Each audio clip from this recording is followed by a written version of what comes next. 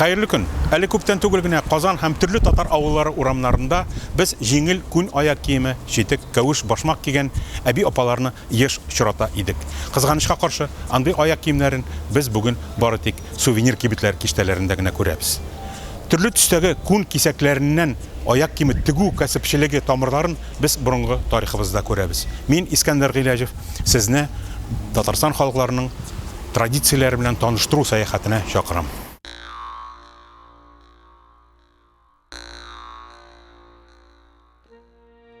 Күннең нәфис эшкәртү традициясе шул исәптән читек тегү Идел буе болгарлары мәдәниятенә барып тоташа. Моңа рус елъязмалары һәм эшкәртелгән күннең бүгенгәчә сакланган исемнәре шаһит. Фарсларда һәм Урта Азия халыкларында ул Булгари, Алтайлылар һәм Калмыкларда Булгайры, Венгрларда Багария дип атала. Каюлы көн йомшак сафьян, бераз катрак юфт күненнән әзерләнә. Кайвакыт Салават күперенең барлык төсләренә, ешрак яшел, зәңгәр, кызыл, көрән, сары һәм аның төсмерләренә буялган шигырин күне кулланыла.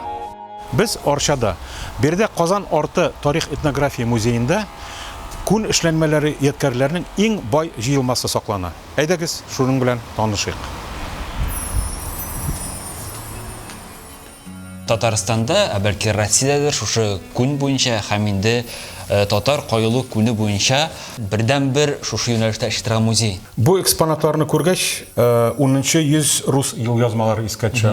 Бәлки хәтерлисеңдер, князь Владимир болгарларга каршы бер яу оештыргач, анда искә алына болгар сугышчылары әсирлеккә төшкән болгар сугышчылары барсы да күн аяк киемендә дип әйтелә улайым.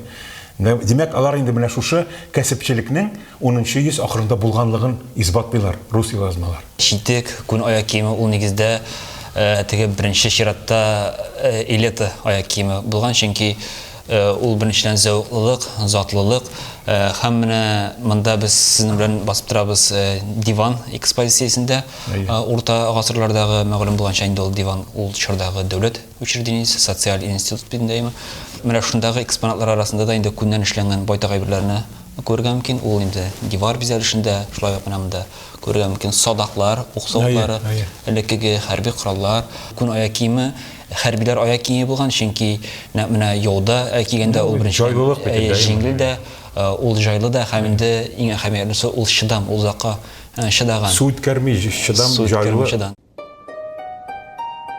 18-нче гасыр ахырларына кадәр Шигүле читек тегү белән башлыча авыл җирләрендә, үй шартларында шөгыльләнгәннәр. 1840 елларда Казанда вак һөнәрчелек остаханәләре белән беррәттән өйдә эшләүчеләрнең яллы хезмәтеннән файдаланучы ире мануфактуралар, сәүдәгәрләр Абдуллин һәм Файзуллиннар барлыкка килә. Бер нәрсәгә игътибар итәм һәм искә төшерәм. Заманда бит мин 18-нче йөз тарихы белән шөгыльләнгән тарихчы әйме. Һәм шунда мин игътибар итәм бер нәрсәгә. Безнең 18-нче йөздә беренче татар мануфактуралар барлыкка килгәндә, аларның күбесе безнең Казан арты авылларында барлыкка киләләр. Һәм аларның иң уңышлылары ул күн эшләнмәләре башкарган, күн эшләнмәләре ясаган мануфактуралар. Ул мануфактураларда җитештерелгән бик йомшак күн, аны юфт дип атаганнар. Һәм ул күн бик күп зур күләмнәрдә төрле төбәкләргә экспортка җибәрелгән. Бигрәк тә Урта Азияда аны бик яратып сатып алганнар. Һәм бу безнең татарларда мануфактура сәнәгатенең барлыкка килүен белдерә. Иң борынгы читек менә шушы. Бу кайсы гасырга карый инде? Моны инде галимнәр әйтәләр 19-нчы гасыр ди. Безнең читек, күн аяк киемнәре турында сөйләгәндә зәвык белән эшләнгән диләр, йомшак диләр әйеме. Безнең татар халкы ул күнне ярата.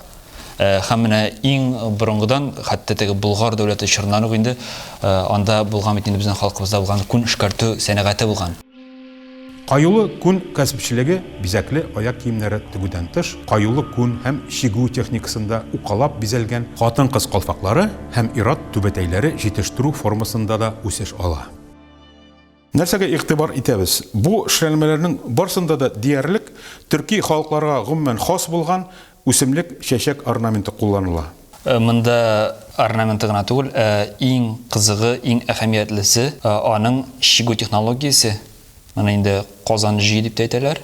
Анда җип кулланыла, аның икесе җибе һәм инде берсе безнең бизәү өчен файдаланылган. Һәм менә шушы технология фақат дөньяда татарларда гына сакланып калган һәм бу эшне бернинди дә машина алыштыра алмый. Фақат менә бу эшне инде кул белән генә башкарып була. Тагын бер кызыгай бер менә шушы кичкенә генә җыйны эшләр өчен кирәк минут ярым вакыт, бик озак эшләнә торган эш бу.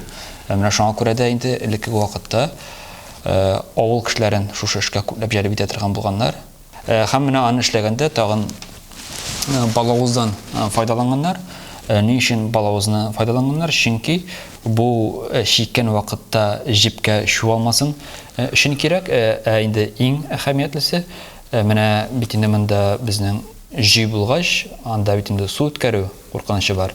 Менә балавыз белән чиккән вакытта эшкәртелгән булса, менә бу ике арага инде берничек тә су үтеп керә алмый. Менә хәзергә кадәр инде 1000 ел дәвамында менә шушы эш үзгәрмичә, бернинди үзгәрешсез хәзергә кадәр саклана.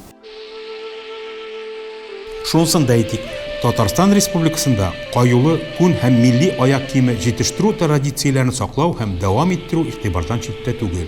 Студентлар татар гамәли бизәлеш сәнгатенең каюлы күн төре белән Казан мәдәният һәм сәнгать университетында, Казан сәнгать училищесында таныша. Қолдан кайып бизәү техникасын үзләштерә алалар. Казан арты музеенда да моңа игътибар зур. Бүгенгә менә шулар, киләсе очрашуларга кадәр сау булыгыз.